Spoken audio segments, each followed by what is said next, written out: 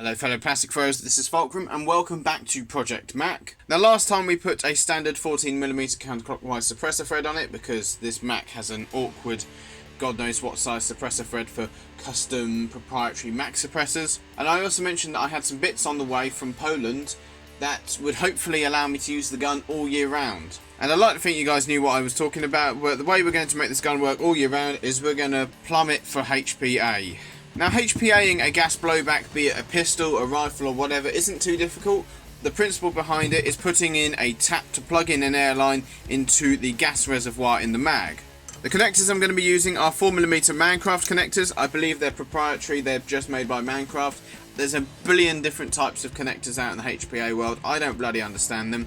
But we're going to use what we've got on the Striker because this is the airline we are using with the Striker.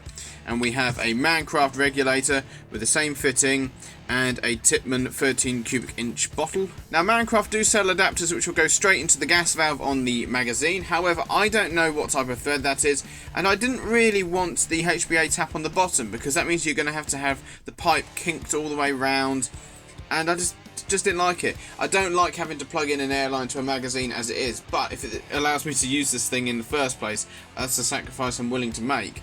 But I wanted to have it so the pipe wasn't at a stressed angle, and so it's just out of the way. So instead of buying a proper pistol adapter, I bought some of these, and these are some flexible tube pipe adapters. You can put on some flexible tubing like what we've got on the Striker, and that will allow you to connect it to the airline. Now these are substantially cheaper, and they actually had some in stock, and they said they had like a lead time of 2 or 3 weeks for the other ones, so I just wanted something quickly. The downside is I've got to modify these to get them to fit into the magazine, but here's one I prepared earlier, and it seems to work alright, and it seems to be holding air okay. It was a pain in the ass to put in, but we're going to go over how I did that. Now you do this at your own risk. This is probably not the best way of doing it. I've not had it explode yet, it's not leaking air, it seems to be alright, it's holding fine. If you want to do it the proper way, do it the proper way. Again, all at your own risk. So we're going to convert this mag here, and I think this mag was the most reliable when it came to feeding. And what we want to do first is make sure there's no gas inside this mag. We're not going to be needing that anymore. Next up, we want to remove the base plate of the mag, so we have to pull down this spring guide here, so it pops out of that hole there, and then we can slide the base plate off. Off comes the spring guide, the spring, and we might as well chuck the follower out whilst we're at it. And we can clean all of the mag up as well, clean up the channels here to make sure there's no dirt in it.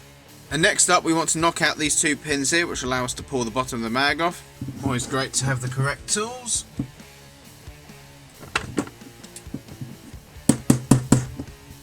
Now if we pull the bottom of the mag off, we want to make sure we hold on to this gasket here, because that's going to be vital to us still, even though we're not running on gas. Now this brass pipe's no longer necessary, and with the other mag that I did, I had to grind it off, but this one might just pull off.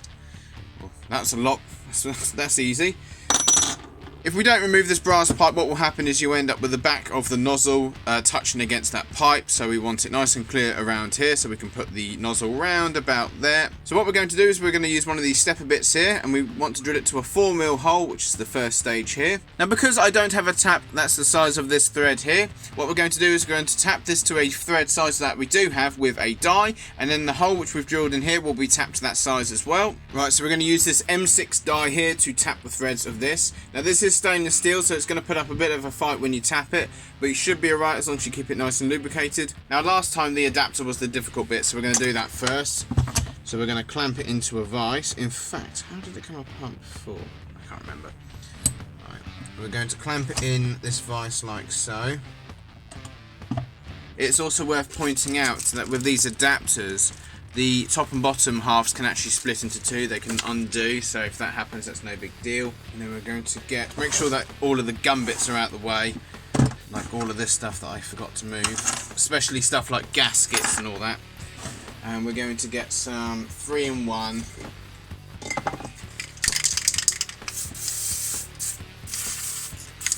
not an expert on what sorts of lubricants you're supposed to be using for cutting metals, but it seems to work alright when I used it before, I think. Right, and now I have to keep nice constant pressure, well, consistent pressure, keep it as horizontal as possible, as straight as possible.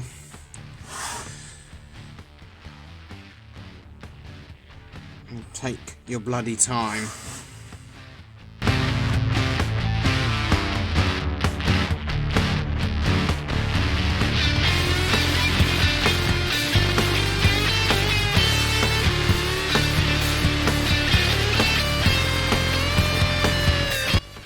Right, what we've done is we've undone the top half of the valve adapter from the bottom. That's no big deal. I thought ahead. I've got a 8mm socket, hex socket, so I can then use that to manipulate it. But right now the die is not moving around the workpiece. There's quite a few chunks of metal in there, so we can then use this. Let's see how this looks. Looks exactly like how the first one did. I mean, not that blurry. Come on. There we are. So we've got some threads cut. They don't look terribly deep, but the last ones didn't look that deep, but they seem to be alright, so we'll just go with that. Right, so what we're going to do is we're going to take this and we're going to wash it out of all the swarf and oil and crap, and we'll also do that with the other half here, and then we can then tap the mag. So I'm just going to go rinse these out, wash them out with water, make sure there's no swarf anywhere, and I'll be back at the bench. Right, now we've got to tap the opposite side of the hole on the mag here, and what we also want to do is we want to remove all of the valves and stuff, because we're going to want to rinse this out. So we want to push this pin out here, that side, which will allow us to remove the feed lips, and then we can get at the valve to remove that. Again, wrong tools. Pull that pin out there, plop it up here, and then if we push the valve in, we can then wiggle the feed lips upwards. Now I haven't got a tool for removing valves, but if I use a flat head, I can just start to force this around. This is not, it's best to have the correct tools, of course. But you should have worked out by now I don't have the correct tools, which is why I tapped something, because I didn't have the tap, and I've been using screwdrivers as punches because I don't have punches that small. Yeah, do this at your own risk. And we're going to remove the valve, move that out of the way, not going to need it for now. And we didn't need the Dremel after all of that. And what we're going to do, just for a rudimentary centre punch, we're going to take a wood screw. Like I said, none of the right tools. Hopefully that will stop it from drifting around. It's not really that much of a hole, but if we're careful when we start the drilling process, we should be alright. Speaking of which, we've got our drill here, full of charge. Shouldn't take too much drill for this because it's only zinc, I think, or aluminium.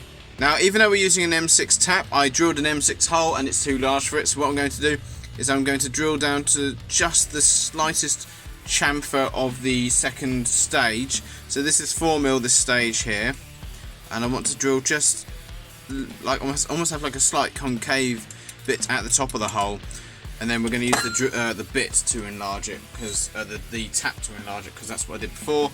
And we're going to drill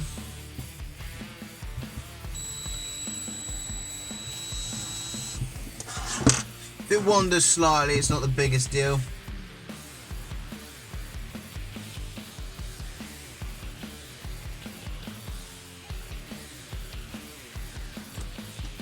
And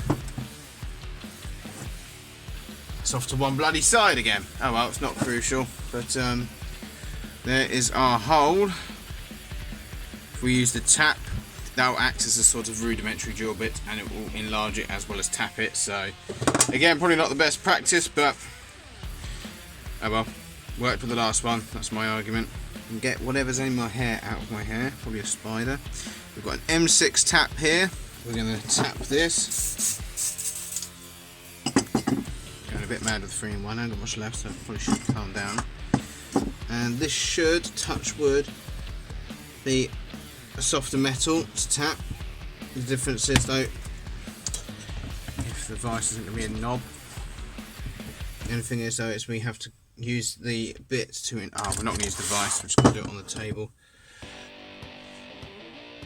I'm going to have to force it quite a bit to, because the stepper bit only goes from 4mm to 6mm, we need 5.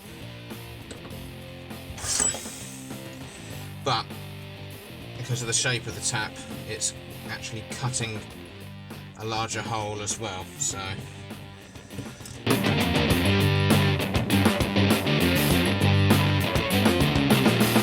one thing I will say, make sure you don't go too mad with the tap, because otherwise you can potentially compromise the other side of the gas reservoir, so make sure you don't push against the other side too much.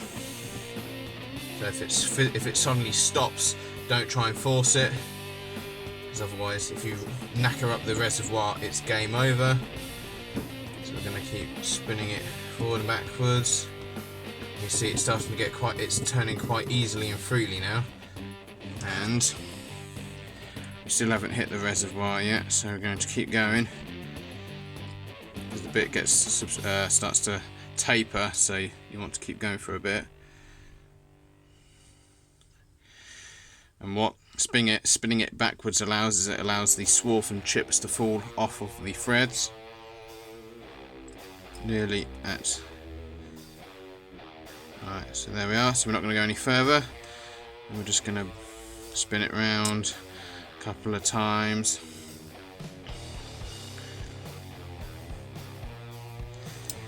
And there we go.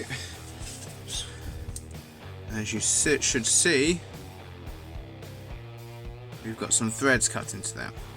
Right, so I've finally managed to find a bit of Teflon tape. This is Teflon tape, PTFE, plumber's tape, thread tape, whatever you want to call it. We're going to wrap a couple of turns around the bit I've just lost. There it is. Just do it around the threads we've cut, won't worry about the threads on the other end. So now we take our mag and thread it in, do this gently, and we will insert it. It appears to be taking the threads alright because the gap's getting smaller. Combo pliers just to tighten up the adapter side. There we go. There should also be a gasket here, a little rubber gasket that sits on there like so. And just to give it a bit of a helping hand, I'm going to spray some silicone oil on the seal, and then we want to push the base plate in like so. Just double check. Yeah, base plate in like so.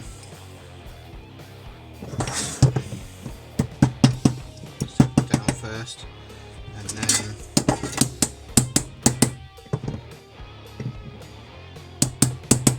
it's worth pointing out, and I didn't think about this until I was reading about it, and someone made a really good point.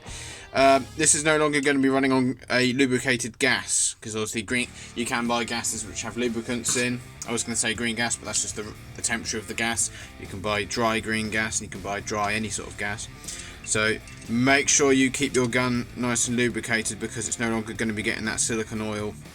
And bear in mind that, you know, be careful with this, because if you've done something wrong, there could easily be a bit of a bang. Not my responsibility, on your head.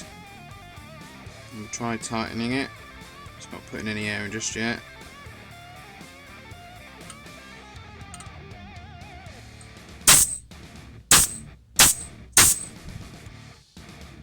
Granted, we're just up to the green zone. And with the striker, I can't remember where we have it on the striker, but it's over in the left, in the red. You don't need much at all, but because this is a gas blowback, it probably will need a bit more. No leaks.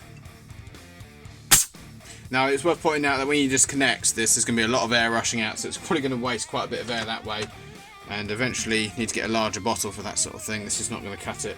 Well, I mean, I reckon we might get a few hundred shots out of that. But if I take it to a game day, I'm going to have to make sure I pump it up during the break. What I'm going to do is I'm going to reduce the pressure on the regulator before I put it into the gun, so I don't blow anything up. In fact, we'll drop the follower out the way so we can run it, we can dry fire it. But you can see at least the concept works. There's no air in that now, so we're going to crank it up. I'll go mad, don't go mad, do it slowly. I've got a pump, I can pump up the air if I need to. So that's chattering. When it chatters, it's just because there's not enough pressure to force the bolt back. We'll put it in the green, don't want to go too mad. There we are. So that's in the green. Of course, we haven't actually chronoed the velocity of it yet. Just give it a bit more there.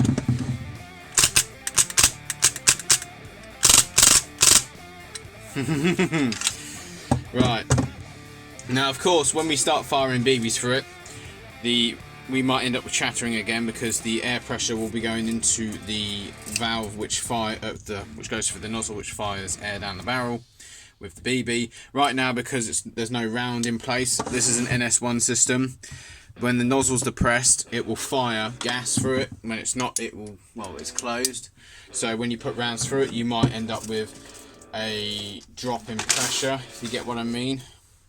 But that was nice, there was no chattering then. It double tapped a couple of times, but I think if you fire quite rapidly on semi-auto it struggles maybe. But I could have the regulator really low for all I know. I want the FPS to be around about 310, 300-ish, which, that should be enough. I don't want to force it at 350 because I don't know how the gun will like it. I don't know what the stock velocity is of these in ideal conditions, but it's around about, because it's around about 300. We have got a mixture of 2s and 2.5s in this bag, so it might be a bit all over the place with the readings. Bear in mind that I still think there's a leak inside the gun in the recoil assembly, so we might be able to tighten that up. We might be forcing through a lot more air than what we will need in the future, but as long as the velocity is low, or within what it should be.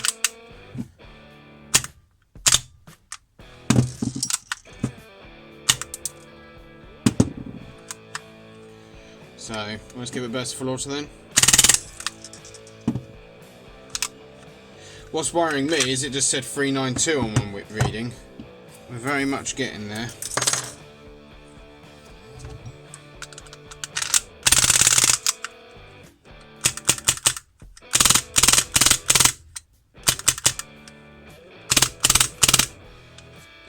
So, that is how I HPA'd my MAC-11. Granted, I've still got the occasional chattering issue.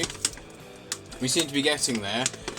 We might just be having to we might be forcing too much air through it.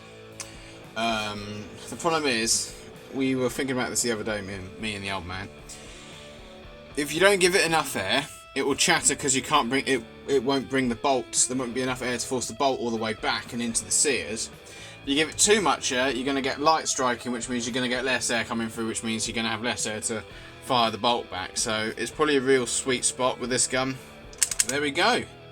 So next time we're going to do some diving into the innards. We're going to sort out the air seal problem, and we'll quickly I'll quickly just show you where I think it is. I'm also wondering, because I'm an idiot, I put grease on the nozzle at some point. And the nozzle, the problem is with grease is it's sticky, so that would actually slow it down. So my concern is that this nozzle's not returning fast enough. So if that doesn't return fast enough, so because it'll go forward, the nozzle will open, air will fire through that, and then air is then diverted, if I remember correctly, into this sliding assembly here, and that then pushes against the top of the hop unit and forces the bolt back. So if there's going to be an air seal problem, it's going to be in here somewhere. But that's for next time. I am done in from standing up. And so, but no, I'm happy with that. We've got another mag working. The other mag's going to take a bit more to get it to work. But we have 2 HPA MAC-11 mags, and I hope this video has been of some use. Now, of course, if you've got the right tools, ideally you should be using the correct fittings, although I don't see what's wrong with doing this. As long as the threads are decent, it should stay in place. If you blow yourself up and kill yourself, that's your own fault. What you can do though is, if you've got the tap which would fit the fittings underneath the collar here, then that's the way to do it. If you want the valves in the back, and these were significantly cheaper. This all cost 17 quid, whereas one of the adapters for the the fill valves was about 18 quid, so you know, 17 quid rather than 60 quid really. And yeah, check out Mancraft. They're a Polish company. They did the regulator, the airline, these valve bits here, and also the SDIK kit, which is in the Striker. We haven't properly had a go of that just yet because we had a few teething issues with it, unrelated to the SDIK. But the Mancraft SDIK seems to be a decent way of HPA and a bolt action. So that's been this sort of pseudo guide on how you can convert a gas blowback MAC-11 into HPA. If you did find it useful or entertaining, make sure you leave a like. And if you don't want to miss out on any new content, like hopefully some more videos with the MAC-11 on Project Mac, and hopefully getting some gameplay with it soon, then make sure you subscribe and enable notifications. And as always guys, play fair, play safe, take care.